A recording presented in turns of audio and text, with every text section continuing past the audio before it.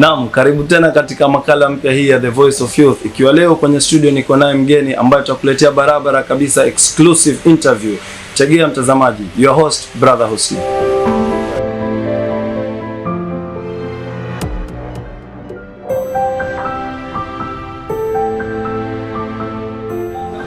Naam, basi mpenzi mtazamaji, kama nilivyokuahidi kuwa tutarejea katika muda usiokuwa mrefu, ndipo tushafika. Leo mgeni wangu katika show si mwingine ila ni Rukiya Jamal, ambaye tutaweza kukuletea exclusive interview with the topic public speaking.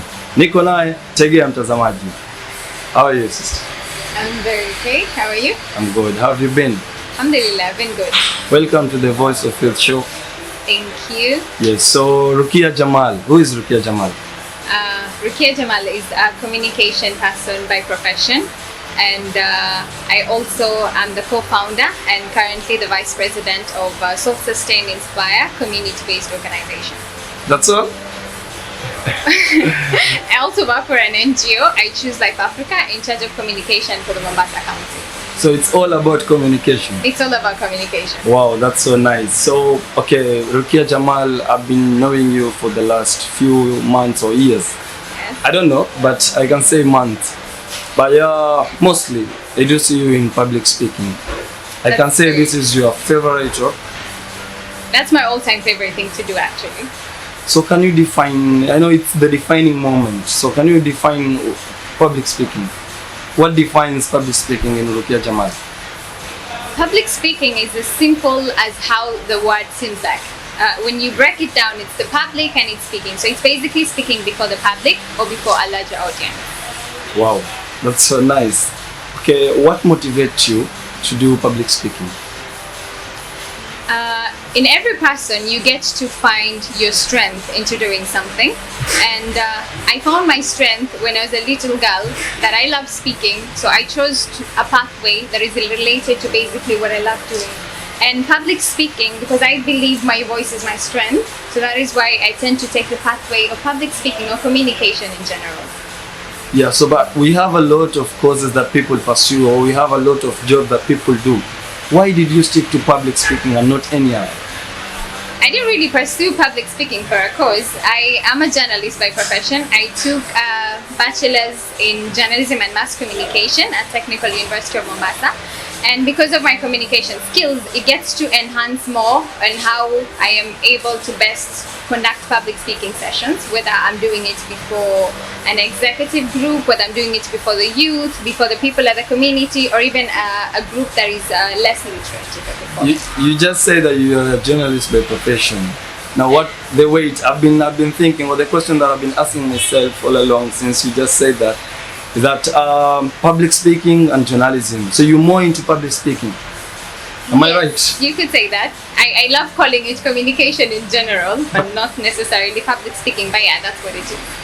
But you have really prioritized. Yes, that's where my priority is more into. Okay, well, I know that many people have been having this mole of standing before people and talking, and this has been the greatest weakness to many people. That they can't find that the urgency of talking before people. What makes you move? What makes you evolve your energy? I am just like any other person out there, that when you get to see people, you tend to maybe have a stage fright, or you get to have anxiety, and then your anxiety levels get high. But what motivates me more is the larger the crowd, the more motivated I actually am to be able to speak before the people. And other than that, as I said, I believe my strength is my voice. So I tend to use it how best I can be able to. And if I'm actually with the knowledge of what exactly I'm going to speak about, it makes it even easier. I think most of the times we tend to fail in public speaking because we do not define the objective as to why we are public speaking. Because public speaking is not all about just standing before the crowd and speaking to people. When you look into it, deep down inside, what is your objective to speak to the people? That's what defines public speaking. Wow, mpenzi mtazamaji, nadhani tunakupata na wewe unatupata kwa makini sana. Niko naye Rukiya Jamal, tukutana nami katika muda usiokuwa mrefu tena, Brother Husni katika show.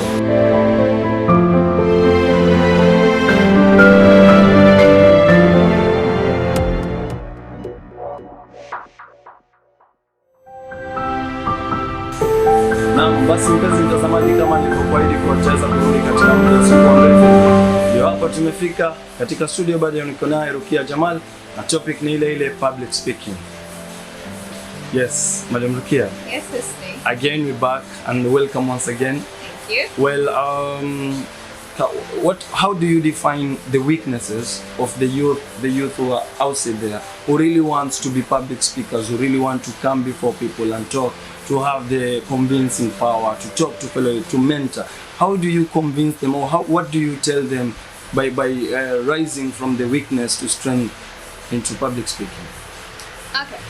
So in anything that you do in life, you tend to define the objective that is related to it. So the same thing when it comes to public speaking. In whatever platform you're in, you will not be able to use the same strategies. So that's why you have to define your objective in public speaking. What kind of public speaking are you doing? Because when you figure this out, it will be easier even when it comes to you preparing yourself for the speech. For instance, I'll take you through the types of public speaking, which are very different and are what gets to define your objective. As simple as something called the ceremonial speaking, when you're in a funeral or in a wedding or some party, and then you get to toast, good evening ladies and gentlemen, I would like to congratulate the bride and groom. That is ceremonial, it's impromptu and all that. So that is different when you get to have an informative public speaking. So an informative public speaking, you don't need to convince the crowd about anything. All you have to do is relay the information and inform the people.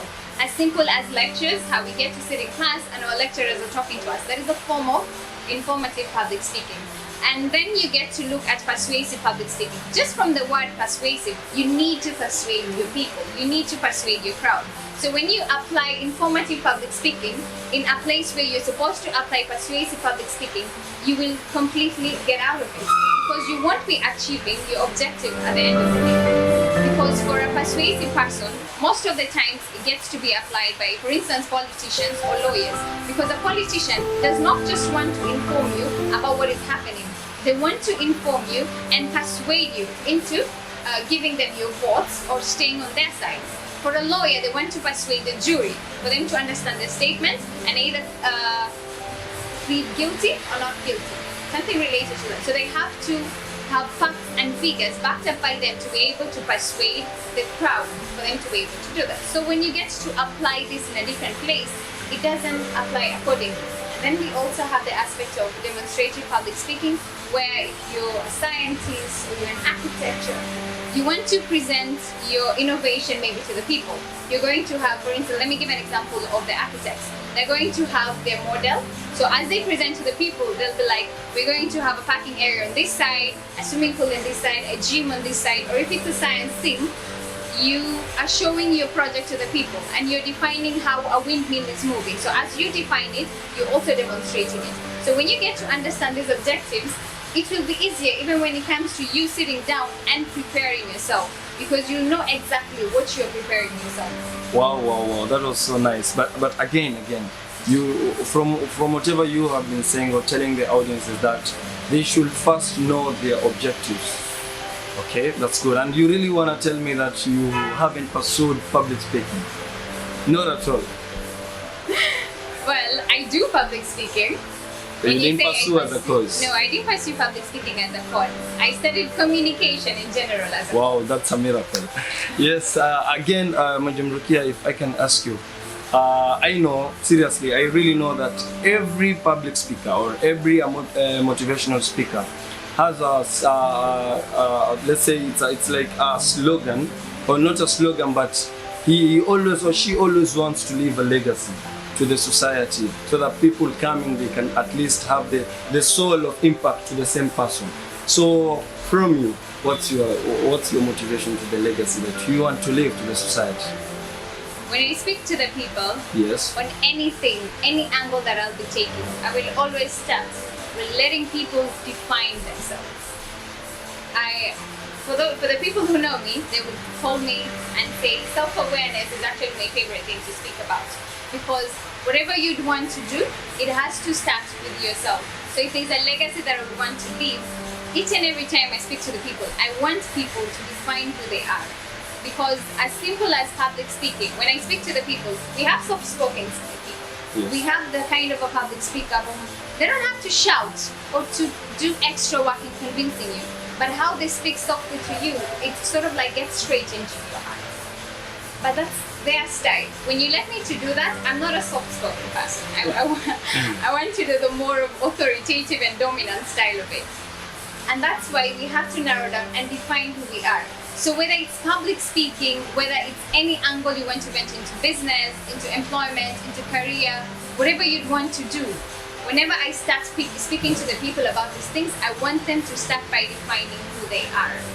That's what I want to leave to the people. I would want tomorrow or some years after, I leave a legacy where each and every person would say, I am able to define who Husni is. Wow, that's so nice. I'm so impressed.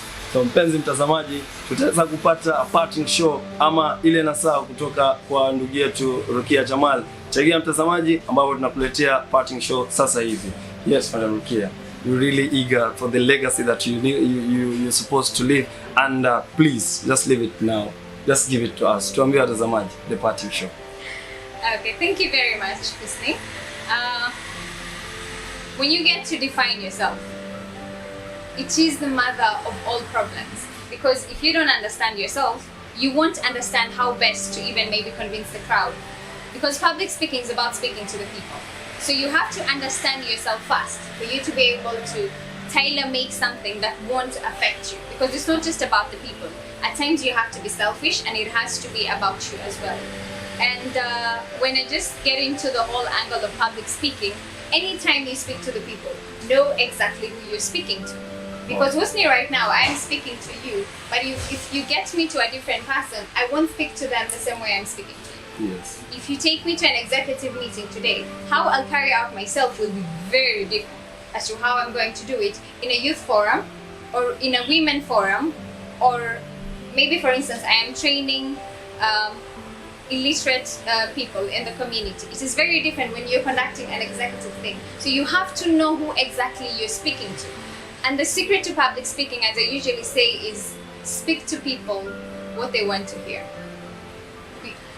Each and every time, whether you're a politician, you're a lawyer or anything, we always want to hear what I want to hear myself.